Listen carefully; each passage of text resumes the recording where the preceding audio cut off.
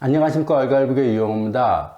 예, 최근 그 이태원 참사 사건 때문에 참 슬픕니다. 어쨌든 뭐 돌아가신 분들에게 애도를 표하면서 참 이런 일이 다시는 있어서는 안 되겠죠. 뭐 그리고 오늘 뭐 그거에 대해서 제가 여기서 뭐 누가 옳으니 그르니 누구 잘잘못을 따지려고 그러는 건 아닌 거고, 이태원 참사 사건이 일어났다는 그걸 매개로 해서 한번 이태원이라는 것에 대해서 우리 분단사회, 그 외국군이 주둔하는 속에서만, 우리나라 같은 곳에서만 존재할 수 있는 아주 독특한 그 도시 미관, 도시 형성, 뭐 이런 거에 대해서, 그래서 뭐 겸사겸사해서 어쨌든 그 이태원의 역사, 그 지금의 모습, 뭐 이런 거에 대해서 간단히 좀 한번 이야기를 해보고자 하는 것입니다.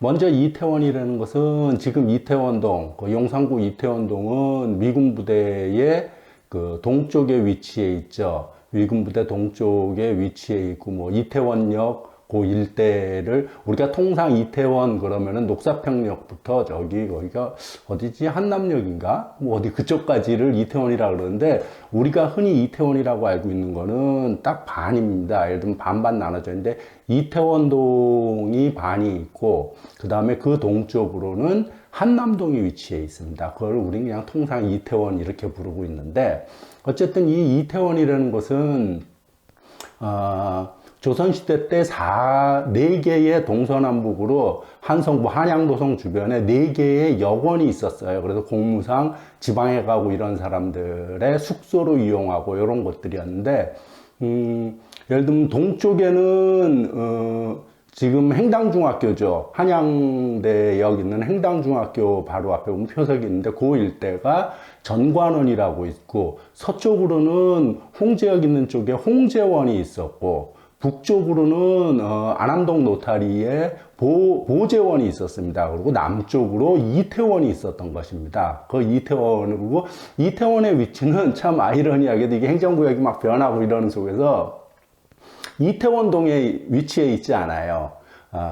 용산고등학교 그 일대가 바로 이태원이 있었던 곳입니다. 예. 그래서 뭐 지금 거기는 그 용산동 2가인가 뭐 어쨌든 그쯤 될 겁니다. 용산동 있는 쪽에 위치해 있고, 근데 이태원이 이태원동에 있는 것이 아니라 용산동에 있었다, 뭐 이런 거고, 이태원은 뭐 참 우리가 많이 그 지명률에 있어서 많이 이야기를 하죠. 이태원 자체가 그 한자 자체가 배나무라는 뜻이 있기 때문에 지금 쓰는 이태원은 효종 때 그곳은 그 이태원이 일때는 배나무가 많다 그래서 이태원이라고 이름을 지었다라고 합니다. 이것이 지금의 뭐 통설 뭐 이렇게 되는데, 그 이전에 임진왜란 때 갓도기요마사가 일본군을 끌고 임진왜란 때 그 일대 주둔을 하면서 그 운종사라는 절에 있는 비구니들을 겁탈하고 마을의 여성들을 겁탈하고 이러면서 뜻하지 않게 원치 않는 임신을 아이를 갖게 되고, 이래서 사람들이 부끄러워서 피하고, 그런 어떻게 보면은 뭐라 그러지, 전혀 원치 않는 시를 받았다 이런 의미에서 그 태아할 때 태자, 이 달을 이자, 달은 태아를 갖게 됐다 해서 이태원이라는 그런 뜻풀이도 있습니다. 그런 지명률에도 있는 거고, 어쨌든 그렇듯이 그 이태원 그 일대는 그 용산이죠. 뭐 좀 더 정확히는 용산이 일대는 뭐 속설에 의하면 고려 때 원고군 때부터 그랬다 그러지만은 그거는 뭐 그냥 속설에 불과한 거고, 학술 자료에 근거해서 보면은 기록된 문서에 보면은 최소한 그 임진왜란 때부터 외국군이 주둔했던 곳입니다. 예. 거기 임진왜란 때 일본군이 주둔했다가 또 이제 물론 한참 뒤죠.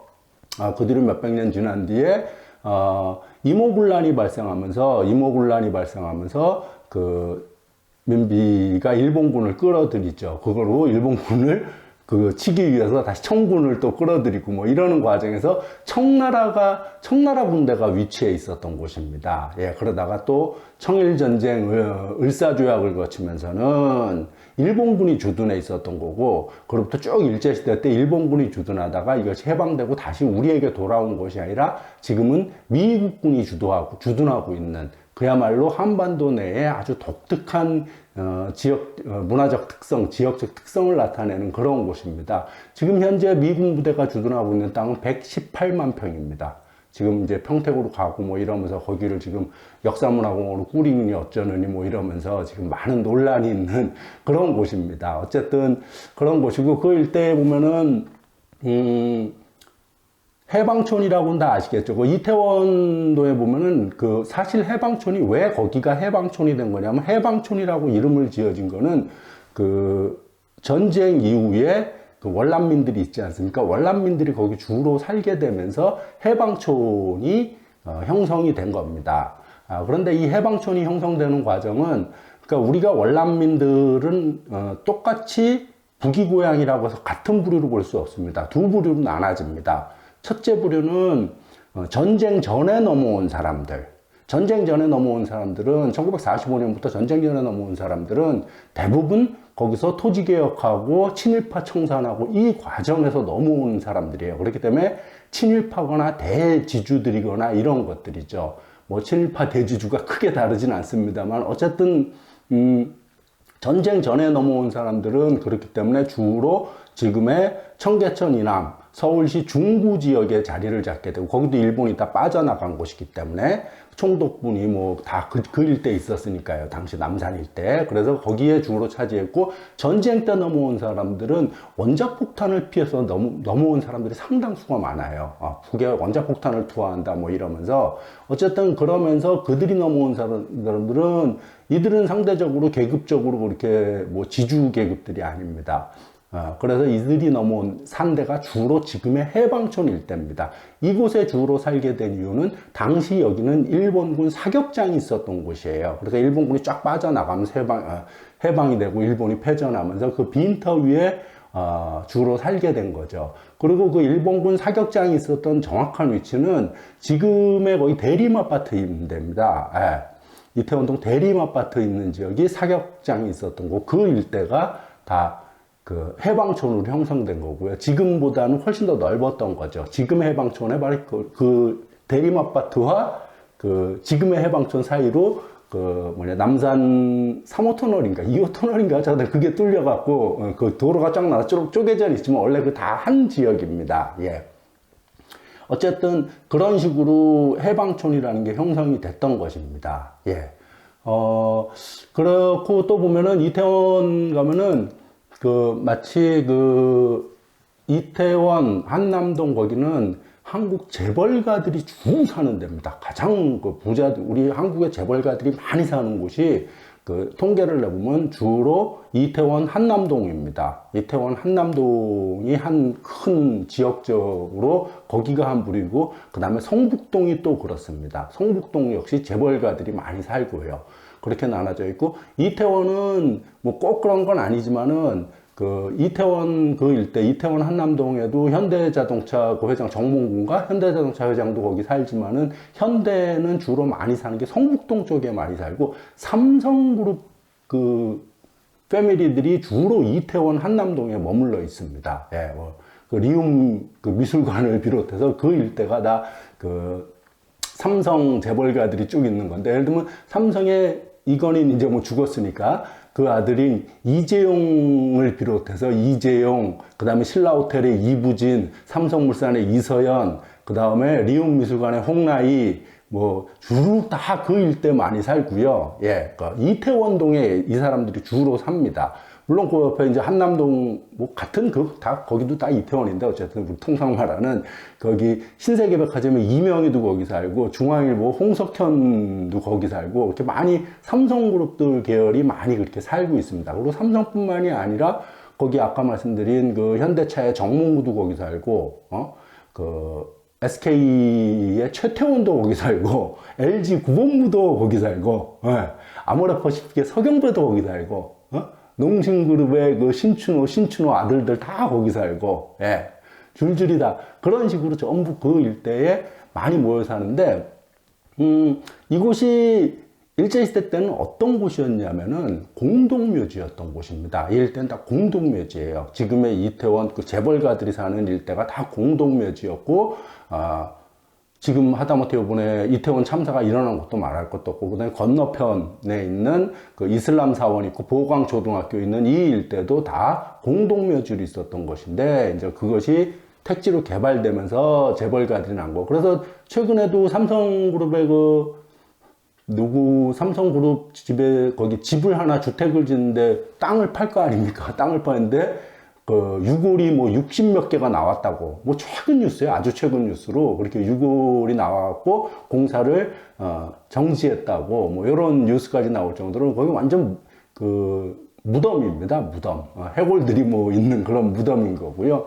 그리고 지금 이태원은 많이 변했어요. 많이 변했는데 이것이 변하는 과정 자체가 미군이 주둔하고 그 일대 일부 소위 말하는 양공주들이 일부 있었다가 본격적으로 이것이 이제 문제가 됐던 건 주로 80년대부터입니다. 사실은 70년대 말 80년대부터인데, 이렇게 이태원이 지금의 한 상권으로 크게 형성되는 과정들은 1971년도에 거기 당시에는 부평에 있었는데, 부평에 있었던 121병원, 121병원이라는 미국 군용 병원이라 그래야 되나? 121병원이 인천 쪽에서 이쪽으로 용산으로 이전해 오면서 약 10,000명의 미군들과 그거에 관련된 병원 관련 부속 회사들, 그다음에 그 일대 상인들, 이들이 대거 오게 되면서 지금의 이태원이라는 것이 형성되기 시작한 겁니다. 본격적으로는. 그것이 1971년도부터 시작해서 쭉 형성이 되고 해서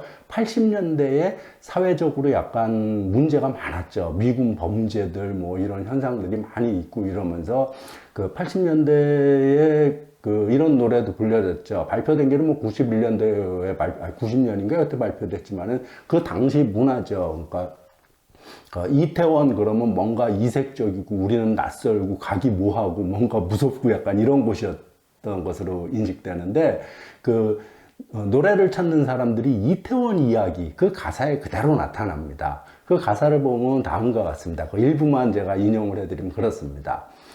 소방서 골목마다 서성대는 짙은 화장을 한 여인들은 길 가는 남자마다 붙들고서 무슨 이야기를 하는 걸까? 반지 목걸이 귀걸이한 파마머리 저 사람은 모습은 여자인데 나도 몰라. 목소리는 어머 웬일이니? 이게 게이를 얘기하는 거죠. 네. 게이가 여장하고 있는 요런 문화였던 게 상징적이었습니다. 물론 지금은 많이 변했어요. 이것이 1997년도에 서울에서 최초로 관광특구로 지정이 되고, 이제 주한미군이 평택으로 옮겨져 가기 시작하고 막 이러면서 최근 들어서는 많이 변해져 갖고, 이제 한국인들도 상당히 많이 가고, 이런 식으로 변하면서, 요거는 예를 들면, UV가 불렀던 이태원 프리덤, 그런 노래 가사하고도 딱 맞을 겁니다. 예. 한번 그것도 가사를 잠깐 말씀드리면은, 이태원 프리덤 저 찬란한 불빛, 이태원 프리덤 젊음이 가득한 세상. 춤을 춰요 모두 앞에서, 꿈을 꿔요 여기서 모두. 사랑해요 모두 앞에서, 노래해요 이태원 프리덤. 이렇듯이 노차사가 부르는 노래와 UV가 부르는 노래, 이 두 곡이 이태원의 변화를 상징하기도 하지만 사실 우리나라 전체를 상징하는 것이기도 합니다. 전체의 어떤 90년대 IMF를 겪으면서 세계화를 받아들이면서 신자유주의를 받아들인 모습을 그대로 이태원 프리덤에서 나타나고 있다고 생각을 합니다. 예, 어쨌든 아까 이제 미군 부대가 80년대에는 원토한 호스피탈이 일로 옮겨오면서 거기가 이태원이 형성이 되고 거기에 사창가들이 많이 형성이 됐다 그랬지 않습니까? 양공주들이 많이 들어서고, 그러면서 지금 요번에 이태원 참사가 벌어진 해밀턴 호텔 바로 옆골목이에요. 해밀턴 호텔을 바라보면서 왼쪽 골목에서 참사가 일어난 건데, 해밀턴 호텔 바로 건너편이 아주 80년대 이태원 문화의 극한점을 보여주는 것입니다. 거기를 지금도 후커라는 건 매춘부들 얘기하는 거 아닙니까? 양공주들이 쭉 있었던 그 일대를 후커힐이라고 그러고, 그 바로 위에는 게이힐, 즉 동성연애자들이 주로 가는 곳을 게이힐이라고 불렀고, 이런 용어에서 나타나듯이 80년대 이태원 문화를 상징적으로 보여줄 수 있을 겁니다. 예. 그리고 참 아이러니하게도 97년도에 서울에서 그 국제관광지구로 지정이 됐다. 그런데 이게 9월에 지정이 된 거예요. 근데 바로 그 몇 달 전에 어떤 일이 벌어지냐면 지금 그 요번 이태원 참사가 일어난 바로 길 건너편은 불과 뭐 한 20m 정도밖에 차이 안 날 거예요. 길 하나 바로 건너편에 지금 올리브영이라는 가게가 있어요. 상점이 있는데 올리브영이 그 전에는 뭐였냐면은 그 햄버거 집이었어요. 햄버거 집이었는데 버거킹 햄버거 집이었는데 바로 그 햄버거 집에서 어떤 사건이 벌어졌냐면 1997년 4월 3일 날 홍익대학교 전파공학과 학생인 조중필이라는 학생, 23살 된 조중필이라는 학생이 그 버거킹 화장실에서 흉기에 칼로 난도당해 죽은 사건이 벌어집니다. 소위 이태원 살인 사건이 거기서 벌어진 겁니다. 예. 참, 당시 그 여자친구가 같아요. 여자친구 집까지 늦었으니까 이제 집에 데려다 주고 그냥 헤어지기 뭐해서 그 버거킹에서 뭐 햄버거 하나 먹고 주스든 커피든 한 잔 먹고 헤어지려고 하면서 그 잠깐 화장실 들렸는데 바로 옆 테이블에 앉았던 뜻하지 않는 그 주한미군 군속 자녀들, 고등학생들이에요. 고등학생들 몇 명이 있다가 아무런 이유 없이 그 조중필이라는 학생을 칼로 죽여버린 겁니다. 그게 이태원 살인사건이에요.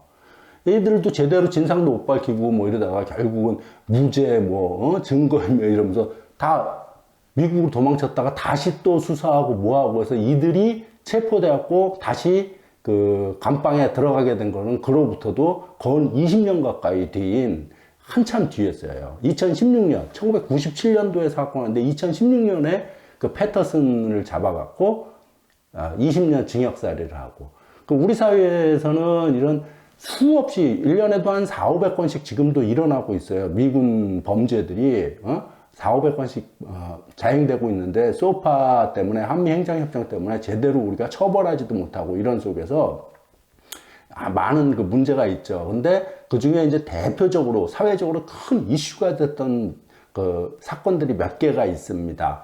1992년도에 동두천시에서 윤구미 사건, 뭐 여기서 그걸 다 얘기 드릴 수는 없고, 윤구미 사건이 아주 처참하게 그 죽인, 그런 윤구미 사건이 있었고, 그걸로 인해서 이 소파 문제가 사회적으로 당시 좀 크게 이슈가 돼서 뭐 개정 문제가 됐고 이랬던 거고, 그 다음에 다시 이것이 97년도에 이태원 살인사건, 이것이 문제가 돼갖고, 이태원 살인사건은 그 뒤에 이제 SBS 그것이 알고 싶다며 영화, 이태원 살인사건이라는 제목의 영화로도 만들어져서 사회에 이슈가 되면서 많이 알려지고, 이 사건을 통해서 많이 이제 소파 개정 문제가 제기됐던 겁니다. 그리고 또 최근에는, 뭐 최근도 아니죠, 꽤 됐죠. 2002년도에 그 양주군에서 효순이 미선이가 미군 장갑차에 깔려 죽은 사건, 이 큰 사건들 세 개들이 사회적 크게 이슈가 됐었을 뿐이지 1년에 한 4,500건씩 벌어지고 있어요. 지금도. 세계에서 아마 우리나라 같이 그 외국군 주둔 협정이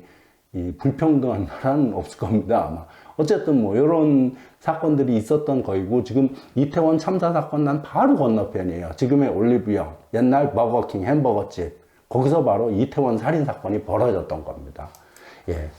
그렇듯이 뭐 우리가 좀 이태원에 대해서는 좀 이런 역사적인 배경, 그냥 거기 뭐 이렇게 현란하고 뭐 이런 이국적인 이런 것만 느낄 거 아니라 여기에 스며져 있는, 배어 있는 우리 한의 역사, 이런 것들을 좀 알고 한번 다시 봐야 되지 않나, 이런 생각이 들었고요.